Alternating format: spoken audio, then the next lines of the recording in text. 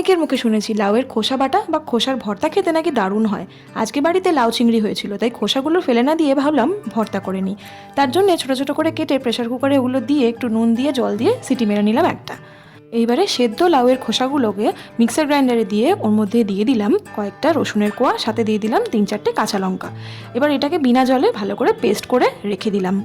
অন্যদিকে কড়ায় একটু তেল গরম করে দিয়ে দিলাম 2টো শুকনো লঙ্কা। শুকনো লঙ্কাগুলো ভেজে তুলে রাখলাম। এবার ওই তেলে দিয়ে দিলাম হচ্ছে কালো জিরে ফোড়ন। কালো জিরের খুব সুন্দর একটা গন্ধ বেরোলে দিয়ে দিলাম পেঁয়াজ কুচি। ভালোভাবে পেঁয়াজটাকে ভেজে নিতে হবে। একদম লাল লাল করে যখন খুব ভালো করে ভাজা হয়ে যাবে, তখন আগে থেকে করে রাখা লাউয়ের খোসা বাটাটা এর মধ্যে দিয়ে দিতে হবে। আর দিয়ে দিতে হবে স্বাদ মতো নুন। ব্যাস, এই রান্নায় আর কিচ্ছু লাগে না। এবার ভালো করে এটাকে নেড়ে চেড়ে নিতে হবে। প্রয়োজন হলে লাউয়ের খোসাটা যে মিক্সার গ্রাইন্ডারে বেটেছিলেন তার মধ্যে জল দিয়ে একটু নাড়িয়ে নিয়ে এর মধ্যে দিয়ে দিতে পারেন। ব্যাস, যতক্ষণ শুকনো হচ্ছে ভালোভাবে নেড়ে যেতে হবে। শুকনো হয়ে গেলে নামিয়ে ফেলুন।